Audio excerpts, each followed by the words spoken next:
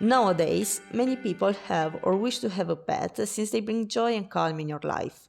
Nevertheless, everyday life tends to be hectic, and it is not always possible to take care of our animals in the way we would like to. That is the reason why MiAot project was started. It is specifically designed to bring comfort and well-being in pets' lives and give release on the other side. This is a project oriented on a smart home view since it basically proposes a series of useful tools to make easier and smarter taking care of our pets. The core part of the project is MiAot catalog. It is responsible for two main tasks. First of all, it contains a REST thread which makes up a REST server.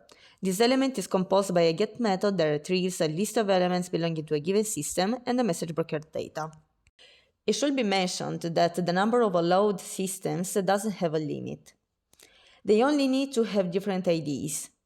When a new device must be included in a given system, a POST method is invoked that also assigns to the new device a timestamp. After that, as long as the tool is needed in the system, it is necessary to update its timestamp, and this is performed through a put method. The second role this part plays in the system is the control of live elements. Basically, it takes care of checking every 30 seconds which elements are still part of the system and which ones left. If devices reply to the call, their timestamp is updated. Otherwise, they are discarded and are not considered part of the system anymore unless they sign up again. The second core part of the system is main devices. It is the place where the POST method is effectively used and the live thread is started.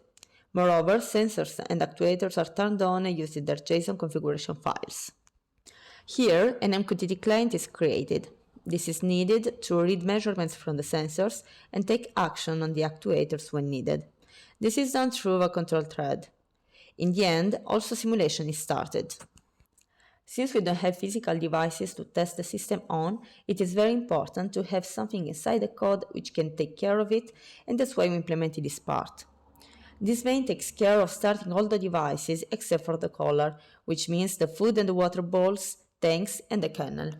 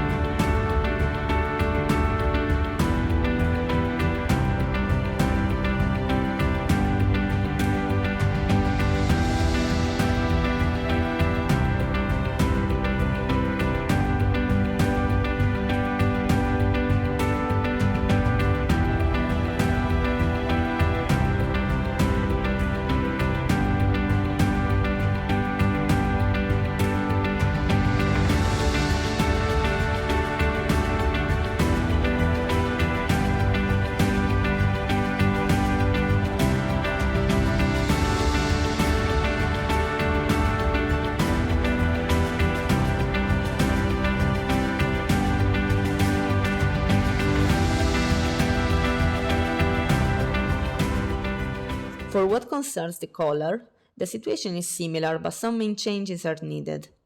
Then a specific main is designed, the main collar. Once again, the POST method is used to register the collar. The MQTT client is created and started to check on the presence or absence of the pet in the house, and the live thread starts to take action. The difference from the main before is given by the pinging thread that performs a ping action every 30 seconds to the IP of the collar and publishes on the topic assigned to its state.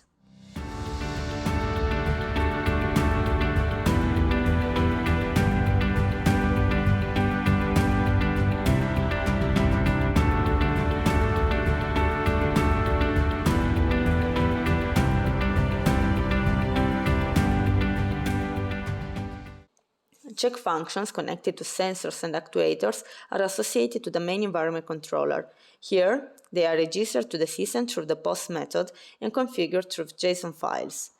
Once again, the thread alive is started, and the MQTT client is registered to read the information collected from the sensor and publishes the state on the actuator. Also, the control thread starts taking action. It is responsible for turning on the actuator and making it take action in case the threshold present in the JSON configuration file of any element is exceeded. After that, the main time controller is created to make possible to have a given action performed at a specific time. The functioning is designed to be exactly the same as the common actuator main.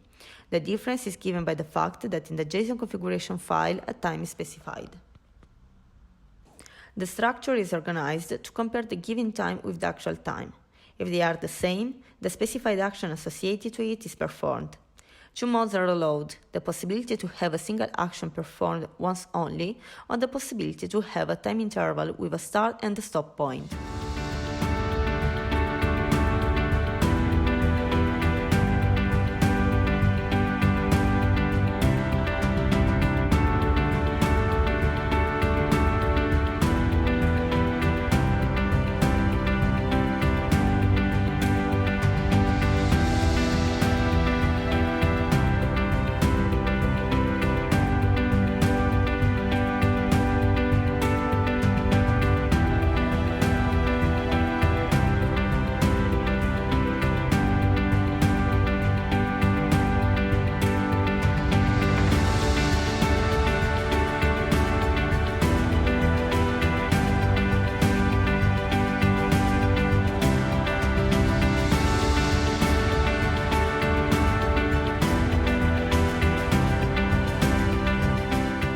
In the end, we have the TeamSpeak adapter.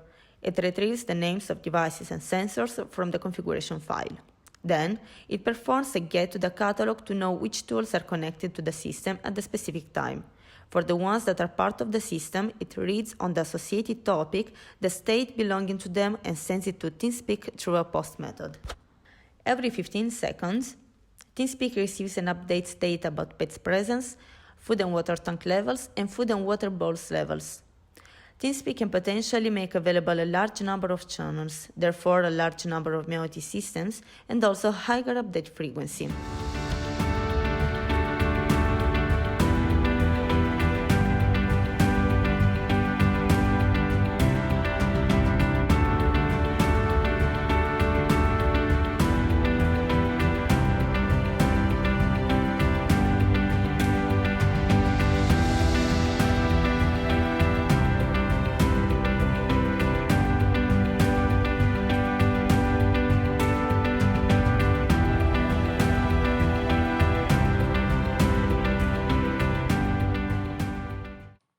In order to interact with the system, a Telegram bot interface is provided.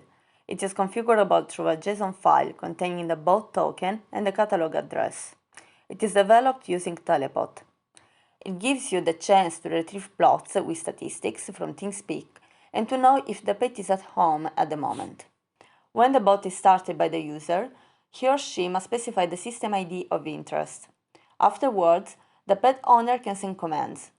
If Show Devices is pressed, the bot retrieves from the TeamSpeak configuration file the list of available devices. At this point, an inline keyboard appears and the desired plot is delivered. Knowing the TeamSpeak channel and the device ID, a web URL is built. At this time, the HTML resulting page is converted to an image exploiting ImgKit, a Python library that converts HTML to image using the WebKit rendering engine and Qt. Node-RED collects all system-related data via message broker and represents it on a friendly user interface. The user can see in real time the status of the various system components. From the interface, the user can also change the status of some devices. The pet's owner can decide remotely whether to heat the kennel or whether to fill the food bowl. The water bowl does not receive this control, since it is self-managed by the MiAot system.